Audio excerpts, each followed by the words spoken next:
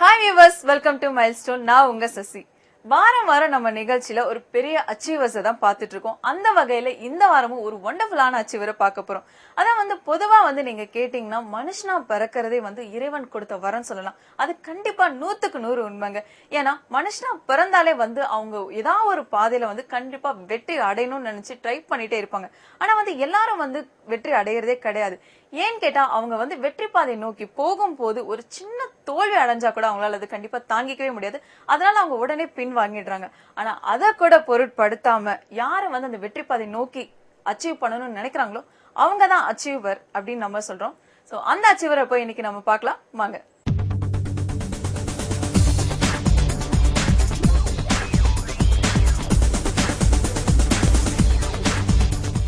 இந்த வாரம் நம்ம நிகழ்ச்சியில யாரை பார்க்க போறோம்னு கேட்டீங்கன்னா vice chancellor of Bharat university doctor KP Thooyamani அவரை தான் பார்க்க போறோம்.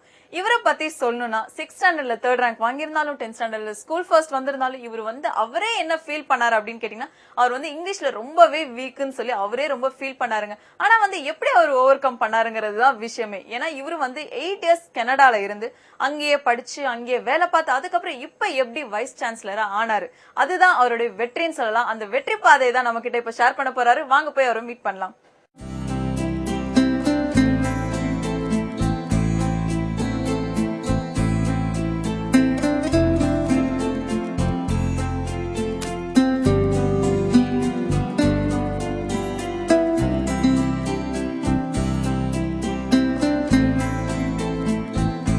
என்னோட பேர் KP தூயமணி.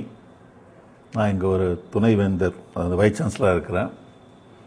இங்கே I join this institution as a principal in the year 1990. 1990 பிரின்சிபலாக ஜாயின் பண்ணேன். I work for 4 years as a principal and then we got a deemed university status. Deemed university status வந்ததுலேருந்து then I became a registrar. I worked here as 4 years as a registrar. And for last 4 years again I am the Vice Chancellor. I have been appointed as a Vice Chancellor for a term of 5 years. நான் பிறந்த ஊர் ரொம்ப remote place தான், கம்பம், Theni district.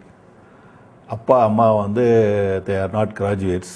அப்பா 5ஆம் class தான் படிச்சிருந்தாரு, அம்மா 2ஆம் கிளாஸ் தான் படிச்சிருக்காங்க. நான் படித்தது கம்பத்திலேயே கல்லர் ஸ்கூலில் ஐ studied up to 6th standard. 6ஆம் கிளாஸ் வரைக்கும் படித்தேன். 6th ஸ்டாண்டர்ட் படிக்கும்போது at the end of the 6th standard I end up having the 3rd rank in the class. So என்னுடைய அப்பா அப்போ தான் சொன்னார், நல்லா படிக்கிற, இங்கே வேண்டாம்னு சொல்லிட்டு நெய்பரிங் வில்லேஜ் ராயப்பம்பட்டின்னு ஒரு ஊர் இருக்குது. இது again Theni district. It's about 5 kilometers from Kambam. SUM school, SUM higher secondary ஸ்கூலில் அப்பா எங்கள் 7th சேர்த்து விட்டார். I studied up to SSLC. SSLC முடியும் போது I became the school first. I scored 490 marks out of 600. That was the first rank in the school in the year 1971. Then I moved on to St. Joseph College in Trichy to do my PUC.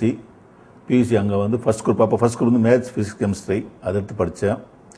I got a very good rank, 82% I got, 3rd part. Then I got admission to agricultural engineering course in Coimbatore. அது the first time they started that course in South India, 1972. I found the very first page, 1972. அதில் I got admission, was one among those 40 candidates at state level. அங்கே I studied 5 years. Those days the engineering courses are 5 years courses. So 5 வருஷம் முடித்தேன். 1977 course முடிச்சுட்டு I got appointment as junior engineer for central government project in Madurai, near Madurai. That place called ஒத்தக்கடைன்னு இடம் இருக்கும். அங்கே ரொம்ப remote place. Thank you so much for your introduction, sir. Now, could you please share about your school and college life to us? நான் high school படிக்கும்போது அங்கே chief educational officer, CEO அப்படின்னு சொல்லிட்டு 12th லெவலில் டிஸ்ட்ரிக்ட் லெவலில் இன்ஸ்பெக்ஷன் பண்ணுறதுக்காக ஸ்கூலுக்கு வருவாங்க. அவங்க வரும்போது entire college, entire school, head master முதற்கொண்டு எல்லா பேரும் they will be standing on the toe. அப்போ நினைப்பேன், இவ்வளோ படிச்சுட்டு வந்துருக்காங்களே, இவங்க யார், இவங்க படித்த அளவுக்கு நம்ம படிக்கணும்னு நினைப்பேன். That's my first spark. ஓரளவு வந்தது. அது பார்த்து நான் முன்னேறி வரும்போது அப்புறம் ஸ்கூலுக்கு வந்தேன். ஸ்கூலுக்கு அங்கே பிரின்ஸிபல் இருப்பார், ஞானம்னு ஒருத்தர் ஸ்கூல் காலேஜ் பிரின்ஸிபலாக இருந்தார். அவர் அதே மாதிரி நம்பர் 1 இருக்கார்ல, இவர் படிச்சதுன்னு கேட்டேன். அப்போ அவங்க சொன்னாங்க அவங்க டாக்டர் பிஹெச்டி படிச்சிருக்காங்கன்னு சொன்னாங்க. ஸோ அப்போ நான் பியூசி படிக்கும்போது என்னோட எய்ம் வந்து அதே மாதிரி நம்மளும் ஒரு நாளைக்கு பிஹெச்டி முடிக்கணும், பிஹெச்டி முடிச்சுட்டு நம்மளும் இதே மாதிரி ஒரு நாளைக்கு பிரின்சிபலாக வரணும், அது என்னோட ஆசை. That's I had first instance of ஒரு hunger for higher degree because of the highest position occupied by that principal. அது மட்டும் இல்லை, அந்த பிரின்சிபல் வந்து is such a nice person. He makes everybody to move along with him. அது வந்து படிக்கிறது கொண்டு, டீச்சர் முதற்கொண்டு, ஸ்டூடெண்ட் முதற்கொண்டு, வேசியர் முதற்கொண்டு எல்லா பேருமே வந்து பிரின்சிபல்னா பயம் முக்கியம் இல்லை, அவருக்கு எல்லா பேரும் ஷோ அஃபெக்ஷனேட். அவர் எல்லா பேரும் அரவணைச்சிக்கிடுவார். அவர் கொடுத்த சில advices still in my mind. அவர் சொல்லலாம் சொல்லப்போனால் காலையில் 4 மணிக்கு வச்சு படிக்க ஆரம்பிச்சு சொன்னார். ஐ டிட் 4 மணிக்கு வச்சு படிக்க ஆரம்பிப்பேன் பியூசி படிக்கும்போது. 8 மணிக்கு ஸ்கூலுக்கு போவோம், 6 மணி வரைக்கும் படிப்போம். 6 மணிக்கு பார்த்தா பல் விளக்குறதோ குளிக்கிறதோ ஆல் தோஸ் திங்ஸ். அதே மாதிரி ஈவினிங் வந்த பிறகு 4 o'clock கிளாஸ் முடிஞ்ச பிறகு we study up to 8 o'clock. We don't go out. அது மாதிரிலாம் கிடையாது. அப்படி ஏதாவது வெளியே வரும் சண்டே ஆஃப்டர்நூன் ஒரு நாள் மட்டும் வெளியே அலோவ் பண்ணுவாங்க. So invariably I studied because that principal advises. அப்போ நான் வந்து ரூரல் ஸ்கூலுன்னு போயிருக்கேன். இந்த இங்கிலீஷ் மீடியம் வந்து எனக்கு அதிகமாக என்ன சொல்கிறது, I am not expose to English medium. எனக்கு தமிழ் தான் படிப்பேன், தமிழ் தான் சொல்லுவேன். First time when the teachers are talking in English, we may not even understand whether they are calling our name or they are taking the subject. It was so tough. The first 3 months வந்து ரொம்ப கஷ்டமாக இருந்தது. அப்போ அந்த principal வந்து சொன்னார், இதே வார்த்தை என்ன சொன்னால், நானும் ஒன்றே மாதிரி தமிழ் மீடியத்துலாம் படித்தேன். இப்போ நான் பிரின்சிபல் அதுக்கு காரணம்னா நான் படித்து வந்து தான், நீ ஒழுங்காக படித்தாக்க ஒன் டே நீ பிரின்சிபலாக வரலாம், ஆனால் படிக்கணும் அப்படின்னு சொன்னார். ஸோ அதிலிருந்து but I never went for any tuition. Principal சொன்னதான் I took it to my heart. Sit and study. சொல்லப்போனால் இங்கிலீஷில் வந்து I had not that fluency. இங்கிலீஷில் வந்து எனக்கு என்ன சொல்ல லோயஸ்ட் மார்க் இன் மை பியூசியில் வந்து இங்கிலீஷில் இருந்தது. But I got confidence in talking and writing in English because of that particular professor, particular principal in Saint Joseph college Trichy. அவர் சொன்னதுனால தான் ஒரு அதுக்கு மாதிரி சொன்னார், நீங்கள் வந்து ஒரு டாக்டர் ஆகணும், ஒரு இன்ஜினியர் ஆகணும்னு சொன்னார். எனக்கு அந்த வயசுல இருந்து டாக்டராக காட்டில் இன்ஜினியரிங் தான் அதிகம். ஏன்னு சொன்னால் நான் டாக்டர் படிக்கல உடாண்டில். இப்போ டாக்டர் வந்து ஐ சா சர்வீஸ் இண்டஸ்ட்ரி, பட் இன்ஜினியரிங் வந்து ஐ சா வெல்த் கிரியேட்டர். அதாவது எப்படின்னா ஒரு கட்டடத்தை உருவாக்குறது, ஒரு பெரிய பெரிய கட்டடம் கட்டுறது, அதான் என்னோட மனசில் இருந்தது. ஸோ ஒரு இன்ஜினியர் ஆகணும்னு எனக்கு ரொம்ப ஆசை பியூசி படிக்கும்போது. ஸோ அதில் கிடைச்சதுனால இன்ஜினியரிங் காலேஜுக்கு அப்ளை பண்ணோம். I got admission as a matter of fact in 2 engineering colleges. PSG tech கிடச்சிது கோயம்புத்தூர்லேயே, கோயம்புத்தூர் டிஎன்ஏயூலேயே அக்ரிகல்ச்சர் இன்ஜினியரிங் காலேஜும் கிடச்சிது. The campus was so nice in TNAU, so I join in TNAU campus. They maintain very well. TNA சேர்ந்தனால ஒரு advantage, being the first batch we were pampered by our college authorities. That means we were given very good treatment. Agriculture engineering வந்து it's a part of mechanical engineering, civil engineering, electrical engineering. So it's a combinationலாம் வந்ததுனால எங்களுக்கு நல்ல ஒரு background கிடைச்சது. Engineering முடிஞ்ச உடனே I got appointment just within matter of 3 days. I got appointment Othakadai. அது கூட வந்து I had some 8th rank in the university. When I completed, I was the 8th rank student in the university level. I got appointed in Madurai. I worked there for about 1 year. Then again I got transferred back to Coimbatore. Coimbatore வந்தோம்னா then I got a chance to apply for foreign scholarship. அது one of the professors, he advised us. Okay, இங்கே நம்ம ஊரில் படித்து திரும்பி வரக்கப்பெல்லாம் you go and study abroad for a few years, ஒரு degree இப்போ முடிச்சுட்டு வா, then you have better future அவர் அட்வைஸ் பண்ணார்.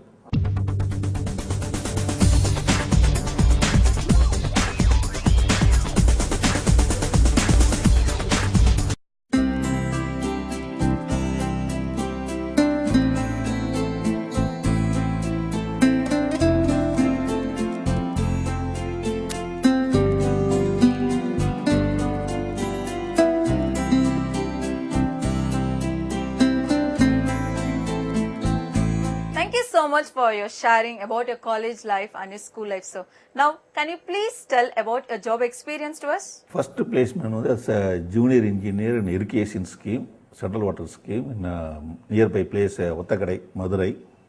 அங்கே வந்து ஜாயின் பண்ணும்போது எக்ஸ்பீரியன்ஸ் ஒரு டார்ச்சரஸ் எக்ஸ்பீரியன்ஸ் சொல்லலாம். ஏன்னா மார்னிங் 7 o'clock வந்து ஃபீல்டுக்கு போயிடணும், லேபர்ஸ் வருவாங்க, மேனேஜ் பண்ணணும். 3 o'clock மேலே ஃப்ரீயாக கிடைக்கும். As a bachelor, I didn't find good food. but I worked 9 months.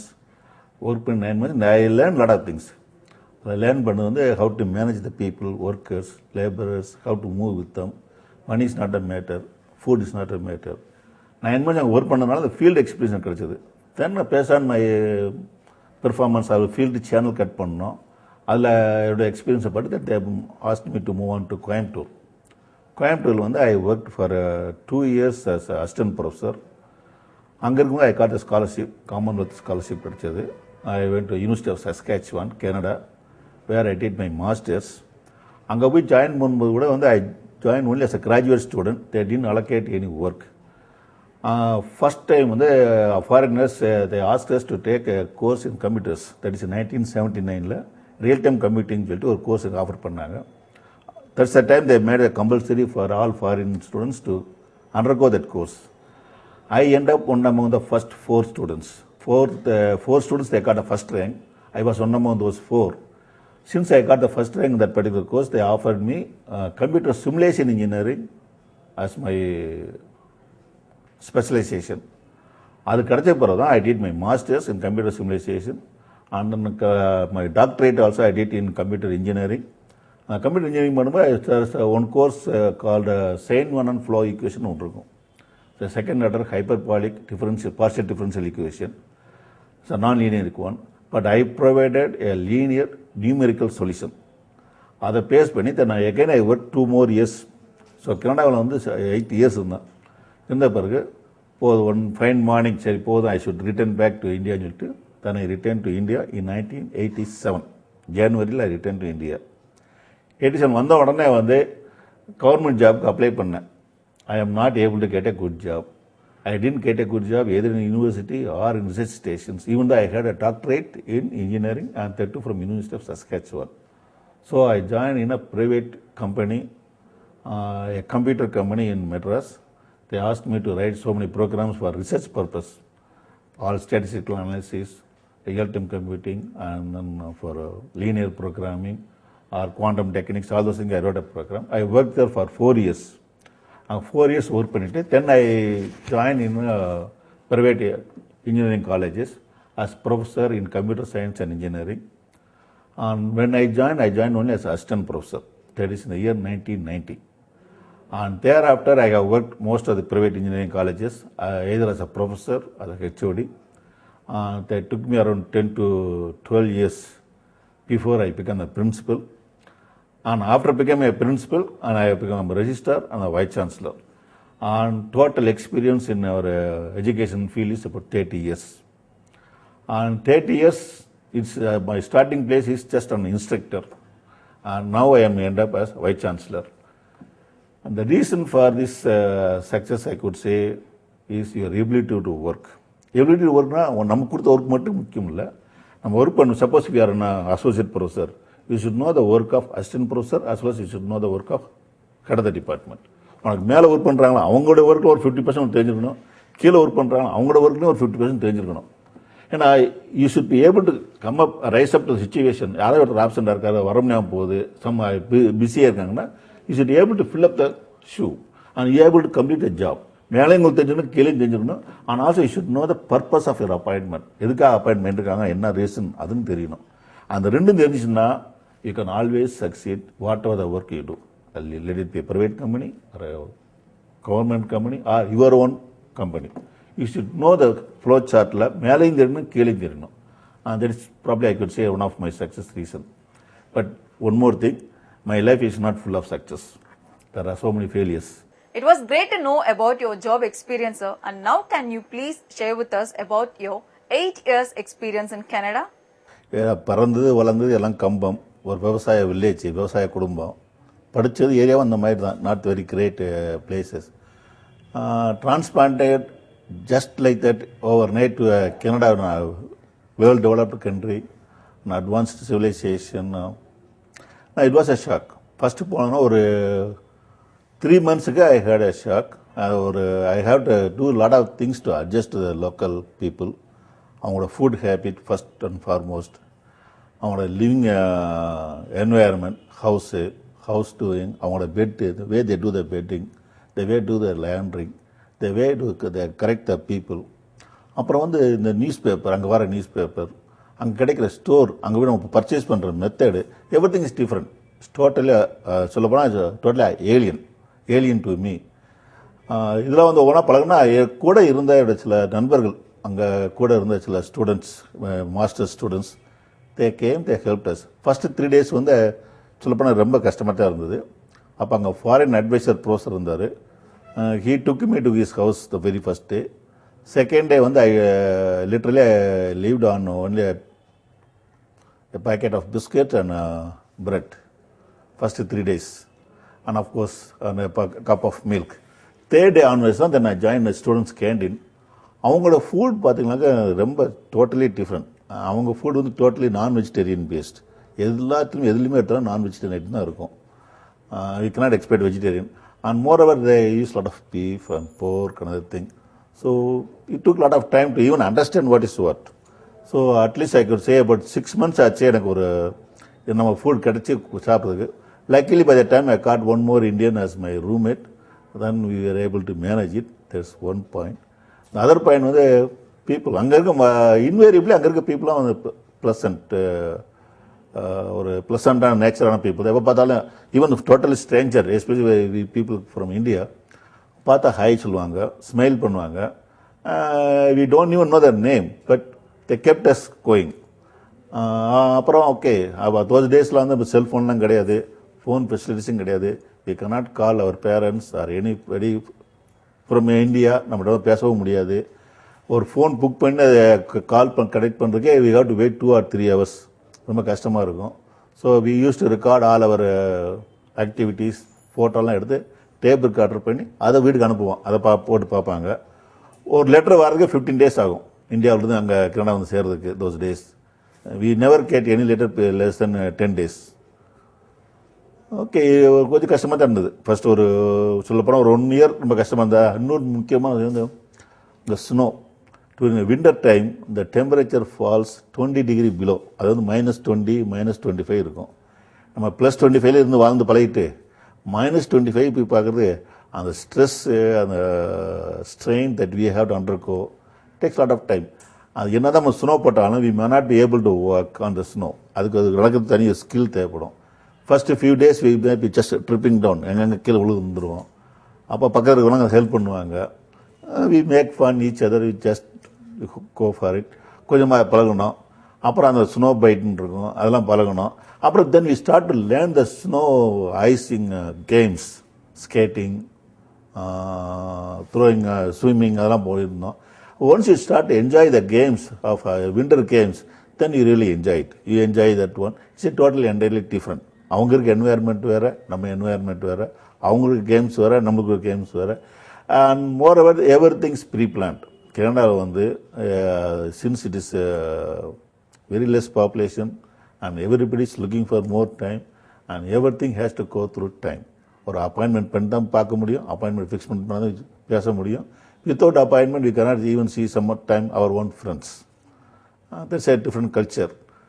அப்புறம் வந்து it's not so easy to mix with all the students. Because அங்கே வந்து இன்டர்நேஷ்னல் ஸ்டூடெண்ட்ஸ் இருப்பாங்க. ஆஃப்ரிக்கன்ஸ், அமெரிக்கன்ஸ், கெனடியன்ஸ், யூரோப்பியன்ஸ், ஒரு Chinese, even there dominated by Chinese, lot of immigrants. So to get use to their culture and some time and as may not me always as to ever culture. ஜாப்பனீஸோ Chinese, they hesitate to say no. So they always say yes, but they do not mean yes.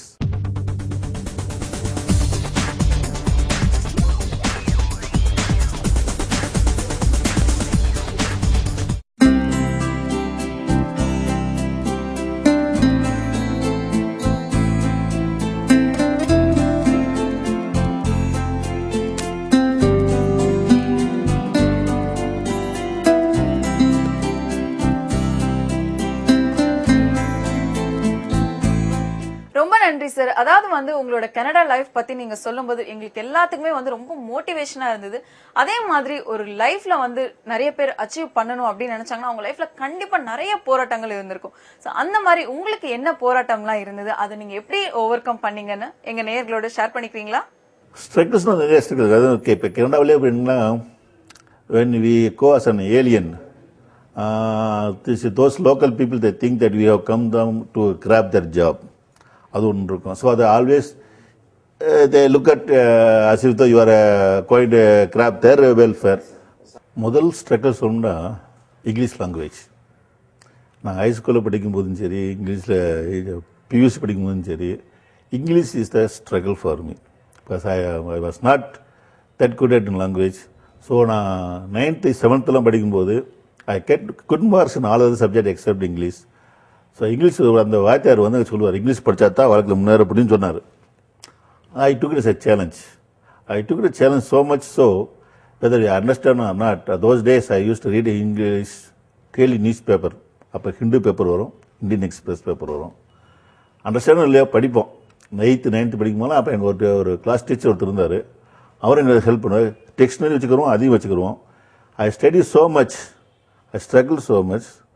And SLC முடிக்கும்போது school first, I got school first in English mark.